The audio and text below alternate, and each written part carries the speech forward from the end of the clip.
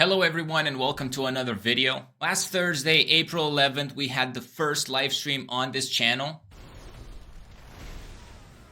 Oh, playing this dungeon under geared, it doesn't feel that good. And we kickstarted the impossible challenge. There were 4 tanks on the line for you guys to vote for. The Vengeance Demon Hunter, the Blood DK, the Protection Paladin, and the Protection Warrior. And you guys voted for the Protection Paladin, dominating the other tanks by 3 votes. In this video, I want to show you the first key above 12 that we attempted to do. At this point, the Paladin was item level 376. We 3-chested a level 9 Court of Stars, and we got a 12 Azure Volts. Stick until the end to get all the tips and tricks and the wisdom from this video. Now let's get right into it. That's the maximum we can do, 395. This ring with Leech. We're upgrading this ring. We upgraded our 2 strongest items. Give us Leech. We do Azure Volts 12, for sure. We might even 2-chest, and we'll take it from there. So I definitely am taking a Priest.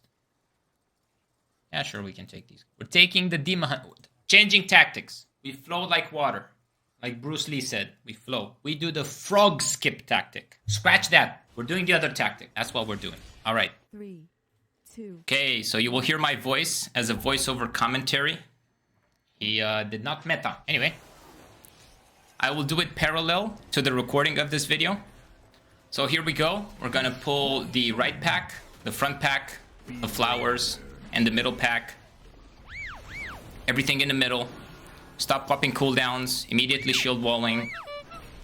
Generating enough holy power and spamming those shields. Trying to get as much threat. Doing some AoE CC.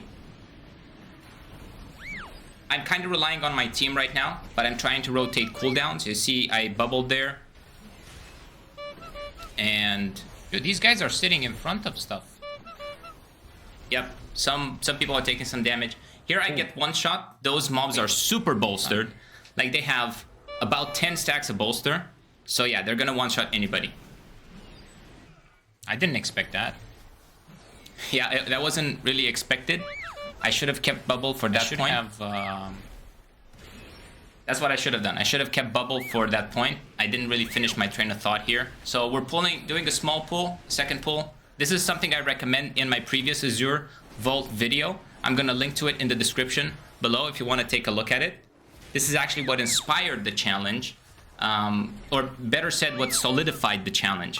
So we're dealing with these guys, and then I don't really have cooldowns. I do have my wings coming up. I do want to make this small pull. I'm kind of struggling a little bit here.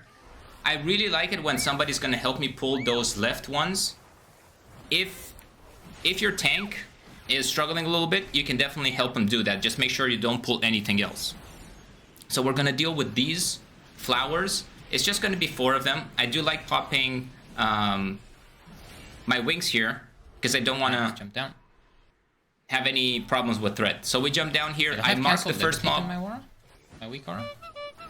I marked the first mob with the skull, and we defeat this one. I make sure to keep kicks on it. Then I mark the second one with an X, and the third one's going to be a blue marker. And I am kind of relying on my team here to be on point with some of the kicks. But I am also not worried because I am a Paladin, and I have multiple interrupts. So everything should be good. Plus I can bop somebody that gets a stun. And of course we want to deal with these big trees as soon as possible because it's going to spawn the boss. Make sure you avoid the swirlies. They do quite a nasty amount of damage. And as soon as these guys are going to be down, we're going to be moving over to the boss. Also, make sure you don't stand in the puddles that they leave behind, the small ones, upon being defeated. And the big trees, well, they don't really do much. But if they do get bolstered, they will do quite a bit of damage. So there I get knocked up by 1 tornadoes. We pull the boss. Bam! And after he spawns the trees here, he is always going to do the tank mechanic. So the first one, bubble the first one. Yep, I used bubble on the first one because I want to make sure that I get it up by the time either this boss is over with, or we're gonna do the other pull. So here I really miss position. It's much easier with the Demon Hunter or with the warrior to leap into the right position and then have the boss turned to pretty much demolish all the trees. Take into consideration this is not tyrannical and it's a 12. That's not good. It's not good for a high key because we would have been in great danger. We had to pop a lot of cooldowns, but in a 12 we would have been, we were super safe. So over here, I should have leapt where that pet is. If you can see the pet casting from the I think is the Death Knight's pet, and then hit these trees right where the boss is sitting right now, because again I missed some of them. So one thing to keep in mind. Okay, we did it. I screwed that one up a bunch of times. I'm mad because I didn't save my horses for the right thing. Why am I so slow? So keep in mind that the frontal of the boss is much longer than it is wider. Okay, and here we go. We pull these mobs. Right here, I'm not super worried because I do have shield wall and my Ardent Defender is coming back up very soon. But I am a little bit skeptical as to how I'm going to survive the bolstered, because I don't have bubble. And bubble is not very close to coming back up, and I don't want to lose threat by you know, bopping myself or anything like that. I believe somebody's going to go down here. They either stand in front of one of the mobs or something like that. Yeah, as you can see, the debuff, yeah, the Demon Hunter goes down. So the debuff, the purple debuff, they get hit by that. And here, I don't want to pull those guys because we're going to res him. But yeah, somebody moved very close and got aggro by proximity. So immediately, the Demon Hunter is on point. He releases and he runs back. It's very good from him. It means that he pays attention, regardless if he is floor poving or actively playing. Okay, I take it back. Playing this dungeon under geared, it doesn't feel that good. I was kind of smack talking before this key, saying, oh, we're gonna dominate this key, but this is fortified. I am super under geared, but it's a 12, and as we are gonna see in later episodes of this challenge, I end up demolishing some of the other dungeons. Although this one does seem to be a little bit challenging, especially when you're doing such low keys, and I'll explain why. When you're doing a low key, everything is defeated so fast, you don't have enough time to get your cooldowns back up, which means that you're gonna do pulls without having your wings up or your Ardent Defender. I don't want to use bubble here because I'll need it for the next. Exactly. This would not have been a problem. Like, I could have used bubble here because I would have managed to get the cooldown reduction up through the talents in order to have it for the next pull. But because everything just gets demolished, these mobs get deleted instantly, that is not an option in a 12. In a 20, 21, 22, this is going to be much more doable because these mobs are going to be alive for longer. So this is where I signal for people to levitate. I'm going to use the toy. If you want to see how you're going to get this toy, I'm going to make a video about it. And I'm sure you guys can find something online in the meantime. But I also do mention it in the Azure Vault video that I spoke about. Here I'm gonna, I procced Cheat Death, but I am gonna heal myself. I'm gonna make the next pull. And what I want to do is I want to make sure that I interrupt the mob that I assigned the skull to, the Keeper. Make sure none of us get rooted by the Icy Touch. And I'll go into it in just a second. And here, my team does a great, so they do the, what's it called? Not the Typhoon, the other one. The Ursul's Vortex to keep these mobs away from me. And I'm kiting the Ice Cutters. So for those of you that don't know, you can outrange the Ice Cutter. Again, assigning Skull to the Keepers. Always assign Skull to the Keepers. And always kick the root. Make sure you stand out of the swirlies. If you get rooted in a swirly, this Icy Bindings roots everybody. If you get rooted in the swirlies, you're gonna get one shot. And the small elementals, you know, like the small blueberries that you see there, or the purple berries in this case, they cast these swirlies on the floor. In a super high fortified, they one shot. I think I should combat. And especially if you get rooted, you're done. Now this mob is bolstered a little bit, so I'm gonna pop wings here because I have Sentinel, so it's gonna give me quite a lot of defensive value. I wanna save bubble. And here, I'm struggling to get enough heals up. I should have combat rest. Okay, I outranged that. I outranged the Ice Cutter, and of course I'm gonna have to take on the Breath. That's pretty much what you have to do. Here I'm gonna pull these 3, and they're a little bit in an awkward position, these mobs. And I'm really hoping that my team is not gonna go all out DPS. Yeah, so as you can see, they're holding DPS. As you can see on the DPS meter, it's me and the Priest that are doing most of the damage here. Assigning Skull to the last Keeper, pulling everything together, and this is where my team is gonna go ballistic and delete these mobs. I'm primarily focusing the root. The root is the most important thing for me right now. That is something that I can control as a Paladin, and that is something that my team must be able to rely on. Okay, if you're a tank, make sure that you give your team the proper reliance. Say, hey, you can rely on me to get these interrupted every single time. Okay, now we're gonna pull the boss. I'm gonna pre-wings, I'm gonna pull her and slowly kite her away from the middle, because that's gonna buy us time as the boss moves back towards the middle in phase 2, when she is immune to damage and she spawns the 4 mobs around her. Make sure you avoid the swirlies. Here, I saw that my Death Knight is gripping the mob right away, so he is super reliable from that point of view, and he's also kicking the mob. The Demon Hunter is also doing a great job at CCing it, so I'm not worried. My team is really, really on point here.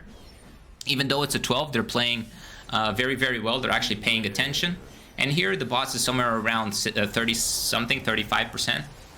We are going to spawn the mobs. We're going to be very careful. At this point, my main concern is to see who takes damage. I'm a little bit surprised by how much damage I'm taking from the trash.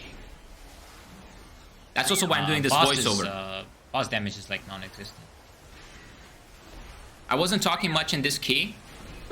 I was really focused because I haven't really played Protection Paladin that much, and I haven't played it to an extent where I can say, yeah, this is you know, really on point. Okay, here we go. We're defeating this mob. I said Mind Soothe, but the Priest was very slow to react. So here was the interesting thing. The Priest... Never mind. The Priest was the highest item level person in this group, but he was also kind of like the most AFK person. Not really paying a lot of attention to things. So by far, I would say, not to flame anybody, but you want to identify who in your group is the most reliable and who is the least reliable. So when somebody is not that reliable, don't try to flame them for not paying attention. Just keep in the back of your mind, hey, this person is not that reliable, so I'll need to step up my game, and I'll need to do some extra things on top of what I'm doing regularly. Maybe like off-healing my team, doing freedoms, doing bops, doing all of that. So here I'm going to pull everything. It's a very easy pull, even on bolstering. My team did manage to defeat some of the mobs back there. Okay, we have a couple of bolstered mobs. Everything's good because it's just frogs. Frogs don't do anything. He got polymorphed. Yeah, so I bopped him instantly because I saw that he was in meta. You can see the cooldown on meta next to the Demon Hunter on the left. And that's why I instantly bopped him. You know. So one good thing that my team did previously is they focused down the skull, which meant that the breaker did not get bolstered. So when he does the single target damage, the shoulder... I mained Paladin. I didn't main. I played Paladin, I would say, like as like a main ult, so to speak, back in Wrath, and I did a lot of great things on it. Paladin is my least favorite tank. I like the current iteration of it. I just get bored of it very fast. Okay, and now we're doing the last 2 mobs. We're gonna defeat these 2. It's not gonna take us that long. And as soon as these guys are down, we're gonna be moving over to the 3rd boss.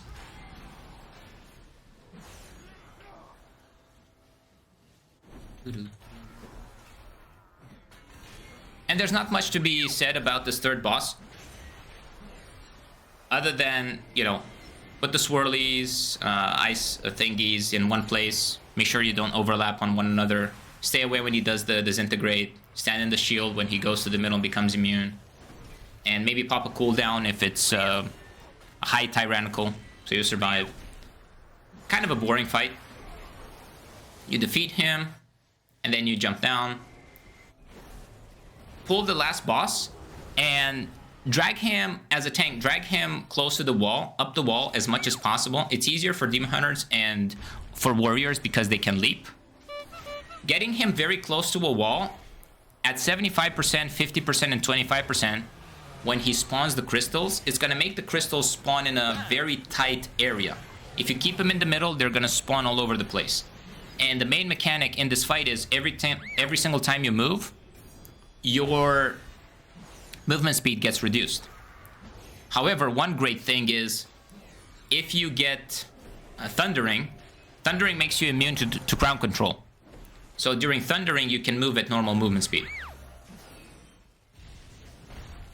You can also Blessing of Freedom. You can do a whole bunch of things to remove the slow. But again, keeping him close to the wall. You see how all of them got grouped up in a big pile over there? Helping my team a little bit here with a little bit of damage. More focused on the mechanics, the tank mechanics in this fight. And we're going to bring the boss down. We're missing a couple of percentages because we did skip the second pull of rock guys here. So we're going to do that pull. And I'm going to position myself in a way that I'm mainly focused on the tree, to interrupt the tree and interrupt the small flowers. And then I'm also going to grab aggro on everything else. My team's really on point here with the damage. And although they over aggro a couple of the mobs, I'm very fast to react and grab aggro back. Yep, everything seems pretty good here. And we're done. So we managed to 2-chest it. We did this key pretty darn fast. And that's pretty much it. Well, that was it for this video. I hope you enjoyed it. If you did, give this video a big thumbs up, subscribe to the channel. Make sure to turn on notifications so you don't miss any of the future videos we're uploading. Thank you very much for watching this one, and I will see you guys in the next one. If you want to watch another clip from the live stream, definitely click here. I recommend this one. And if you want to watch the full live stream, click here.